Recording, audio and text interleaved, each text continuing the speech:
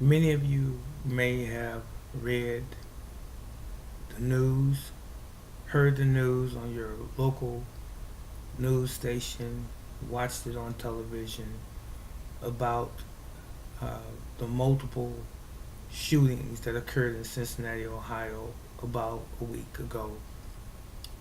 There was an individual who was angry. Whatever his reasons were, no one truly knows at this point. It has been stated that um, he had some psychological issues that led him to go on a shooting rampage in the downtown area, Fountain Square specifically, at the Fifth Third Banking Center, where he was armed with weapons and he began shooting people, innocent people. And as a result, he killed about 3 to 4 people until his life was ended by the police. I believe he was approximately 29 years old. His name was Omar Perez. And my heart goes out continually in my prayers to the victims of this horrendous act and also to their families and to the families also of those who actually lost their lives. And I applaud the Cincinnati police for responding in such an immediate fashion and professional way at the same time. And all of those other individuals that responded to those people when they were in need, from the fire department to the emergency medical teams and even the doctors in the hospital. But with that said, I'm not trying to cast uh, a dark shadow over the statements that I just made because they were genuine and they are genuine. But I saw a news clip tonight where the statement was made or the caption, the city of Cincinnati is coming together in its support for those that lost their lives and for the family members as the city heals. Note that I said heals. The city is coming together. Ladies and gentlemen, who makes up a city but people? A city doesn't exist without people.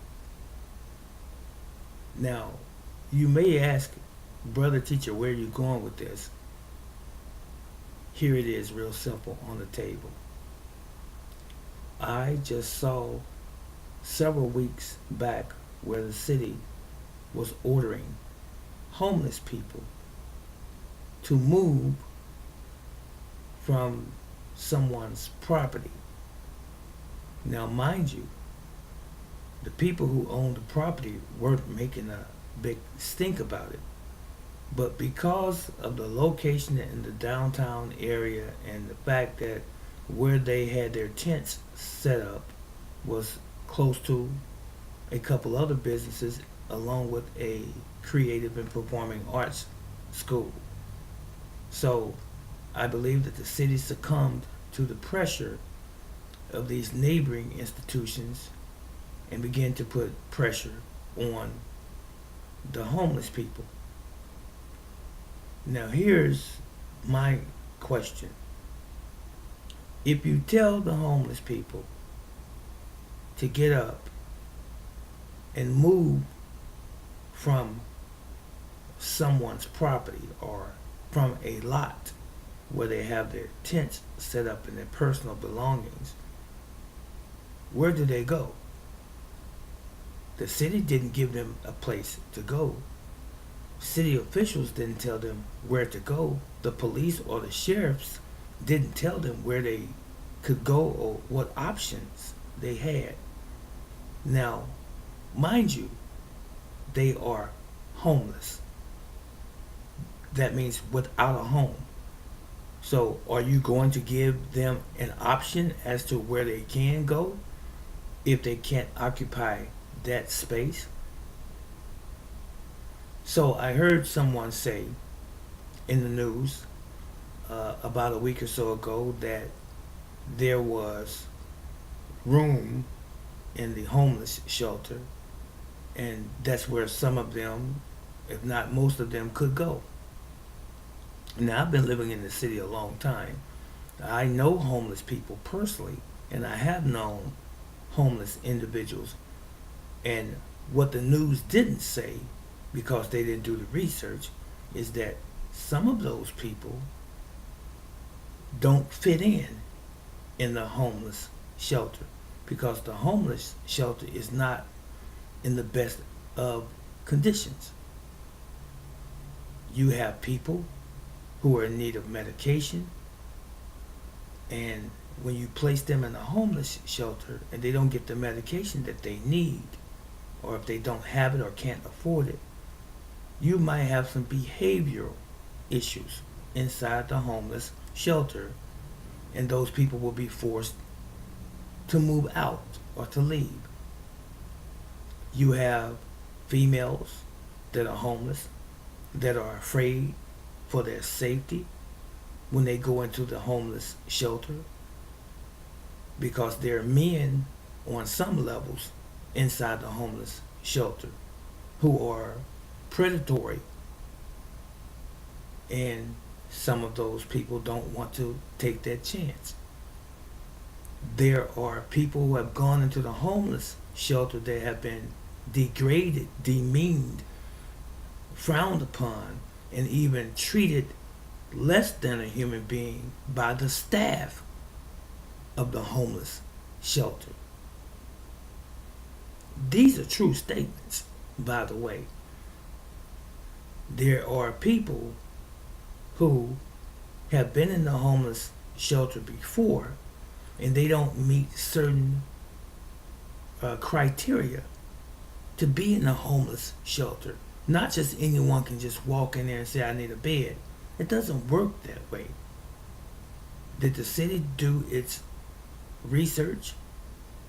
Some of these people have already had an experience in the homeless shelter, and it was not a good fit for them, and they ended up back on the streets. So when we start talking about some people who have been murdered by a crazed individual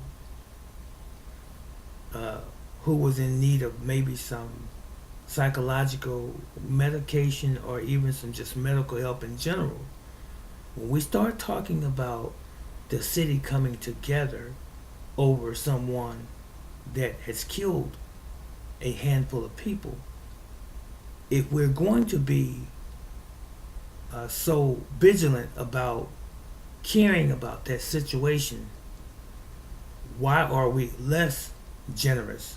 Why are we less considerate and less concerned about our homeless, about the Vietnam and the Korean veterans that are walking the streets?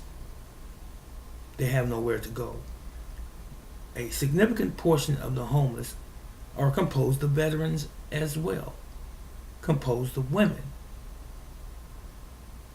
Why are we not as concerned as a city about the dilapidated properties in poor neighborhoods? But we continue to encourage the development in rich, more affluent neighborhoods, and even encouraging gentrification from the downtown areas of many cities, and Cincinnati is one, because I was gentrified from my businesses from the downtown area. No representative from the city ever came and spoke with me. They never said, since you've been here for well over a decade, two businesses downtown and you live down here in the over the Rhine area, we're going to give you a little bit more time to prepare yourself to move out. We may even help you in that move because you have been a stable, model individual, if you will, and business owner in the downtown over the Rhine area. That didn't happen, ladies and gentlemen. The city gave me 45 days to move not only my martial arts school, but my convenience store and my home. Three different locations had to be shut down, and I had to find a place to move my family in 45 days, and I lost two businesses at the same time. But this is the same city that says that they're all up in arms about three or four people who have lost their lives to a gunman. And now they're rallying around these families. All I'm simply saying is this, and it makes perfectly good sense to me, and I know it makes perfectly good sense to many others. If we are a city indeed, then everyone matters, not just a group or a segment of the population. We should not just simply come together when we have an act of violence come to bear, such as this individual who killed these innocent people on a business day. The city should be supportive of all of its residents, not just Cincinnati, but every city in America. You should be supportive of all of the residents of your city, not just a segment, not just part of the population, not just the wealthy or the well-to-do. Everyone makes up the city, and you ought to treat everyone with the same courtesy, the same respect, and the same consideration. But it doesn't happen that way. So again, all of those people that have lost loved ones in the city of Cincinnati due to the violent and ridiculous shooting of one individual suspect who is now deceased. My prayers again go out to all of you and your families. And I bid you blessings and peace.